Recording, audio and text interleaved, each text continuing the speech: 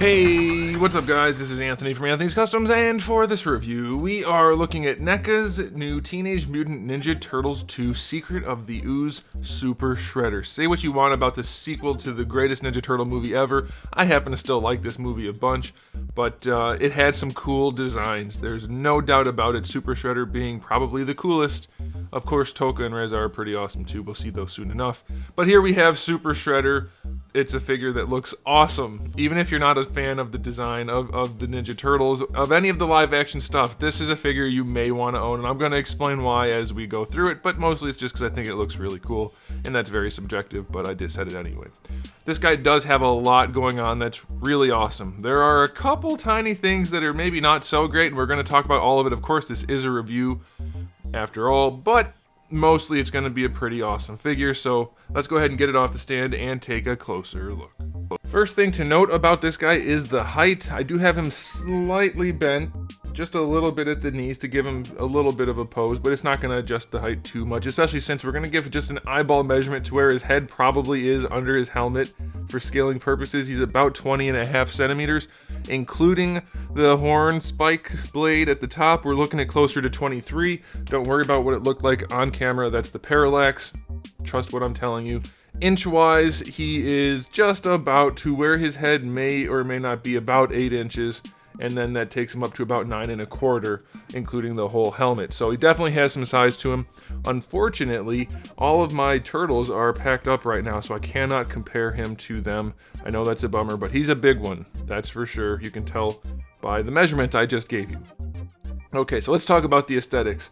This guy is beautiful, very well executed, and as I mentioned in my unboxing video, we do have this very stylized paint job. Turns out that's how they made the suit. It was just such a dark scene that they did this to make it show up even more, and I do believe it was wet throughout that entire scene, which helped to scatter the light a little bit and make this very stylized paint job, which was on the original suit, made it look really, really good on camera. So if any of you guys out there are into the more effort-involved photography, as far as action figures go, where it actually looks like it's from the movie, not just a shot on your desk or something like that, and you want to share it, go ahead and do that on Twitter and just tag me in it or hashtag something like that so that I can find it easily. I'd like to see how well you guys can recreate the look of the actual live action scene with this figure, which should be good because NECA did make it very accurate, so I'd like to see that. But as I said, it is very accurate. The colors are very well done. The line work is clean as heck. It's very nice. All the metallics are dry brushed on top. Looks excellent. The face also looks exactly like it did in the movie. That's very good. I have him kind of leaning back right now just so you can see in the eye holes a little better, but very, very well executed. We have the details on the boots, if you want to call them that. Not really, but you know what I mean.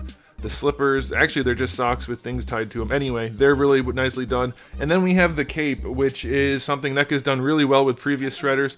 The cool thing about this cape, because it's not quite the same as the other shredder, at some angles you can barely see the shiny, which is just, it makes it look really nice on the shelf because it really catches the light in a dynamic way. It looks really well done, looks great, feels good, everything's good about this aesthetically. It's very close to perfect as far as I can tell, aesthetically speaking. It is really, really well done.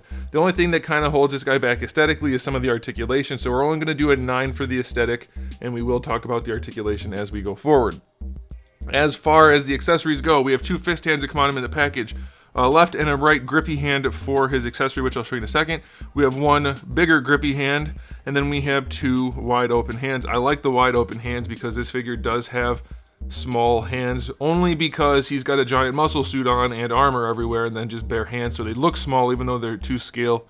The open hands kind of help that stylized look a little bit. Then we do of course have the TGRI canister, which is for the big open hand. That's nice. And then we have his pole arm, or big gripping hand I mean. Then we have the pole arm, which can be held with both of the smaller gripping hands. All very nice accessories.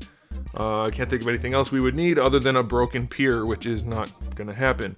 So I'm gonna give this a 9 out of 10 for accessories. It comes with what it should. I'm very pleased with that. In fact, I could be losing my mind, but I don't remember the pole arm ever existing in the movie, at least in the scenes that we saw in the final cut, so maybe that's even an extra accessory that you could say is a bonus, is awesome. Okay, on to the articulation, which It's fairly standard fare for NECA, but we're going to go over it anyway. The head and the neck are both ball pegs. I'm guessing there are double ball pegs at each section down here in the neck and at the top, but it's really hard to say for sure because of both of them and the way there's no real room because of the armor and whatnot. Suffice to say, you can move it around well enough. You have no real limitations other than from the sculpt because he's full of armor and has the shroud and that kind of stuff.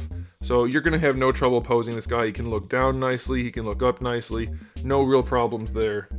I'm very pleased with that. I will say he seems to maybe have kind of a long neck when you put the head straight up, just because the shoulder pads kind of disguise this, but relative to the head, these actual shoulders are fairly low for somebody wearing a big giant muscle suit. So you would have the shoulders much higher to the neck, technically speaking. So I personally think it looks better if you just kind of shimmy the head down just a little bit, and that gives you just about the perfect look right there, which is awesome. These guys are fixed in place, so they're not going to be moving out of the way for any posing. Of course, that will be somewhat limiting. For the shoulders, we have our standard hinge.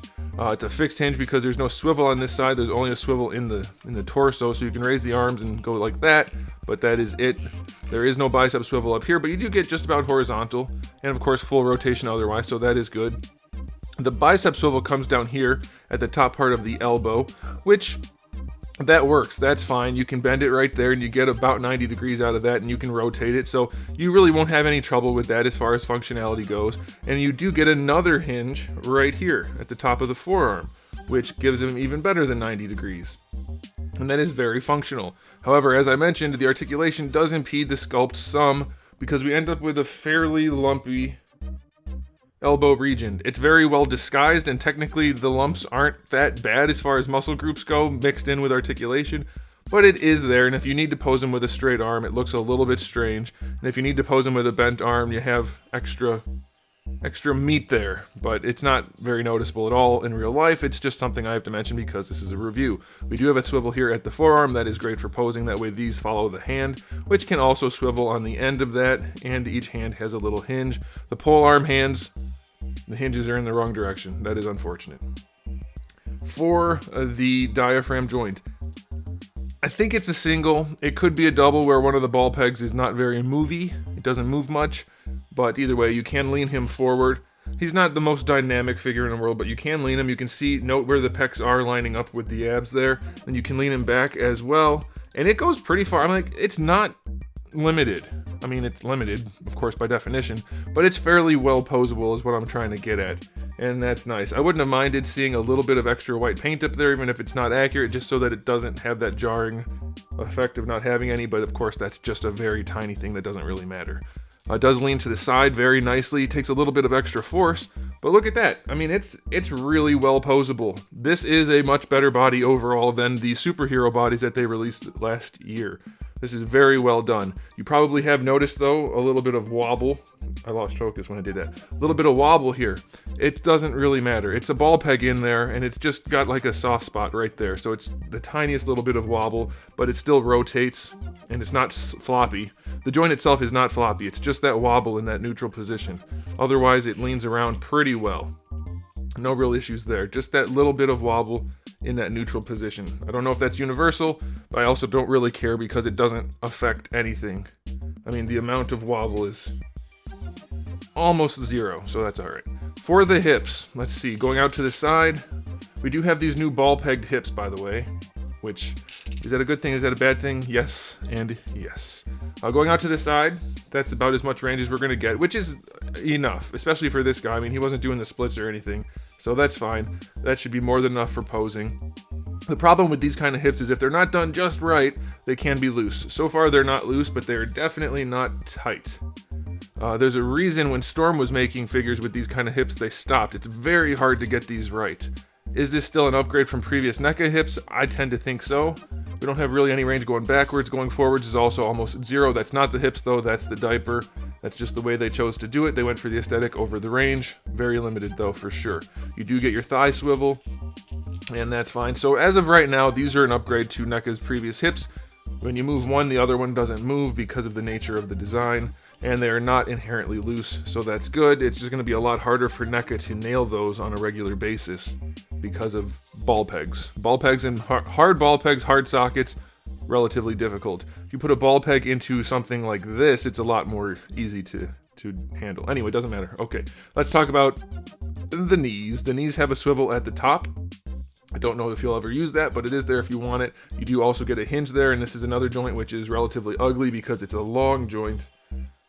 Minimal range at the top, but you do have another hinge down here, which works nicely, and you get good range, but you end up with a relatively lumpy knee. So again, mostly an aesthetic issue. The functionality is really nice, no loose joints or anything like that. The knees function well, or stuck joints, just relatively lumpy looking when posed.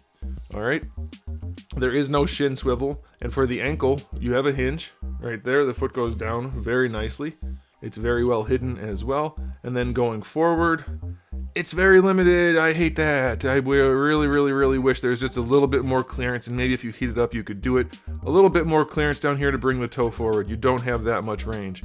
You do get an ankle rocker out of it. It's at a pretty severe angle, and there's no rotation to account for it. So not bad by any means. I mean, this is probably one of the better articulated humanoid figures NECA's released, not counting some of the Predators where they can add extra stuff. Even then, this might be the best. I really like the way they did the neck and the torso. This could be a little bit better, but all in all, it's a really good spread of articulation, and certainly enough for a Super Shredder. This is going to be a figure that goes down as one of NECA's bests, I think, of all time. It's not only because it's Super Shredder and just very eye-catching and everybody loves Super Shredder. Officially, that's a statistic. Everybody loves him. Statistics. Anyway, this is going to go down as one of their best for sure. They just pretty much nailed it. They're firing on all cylinders.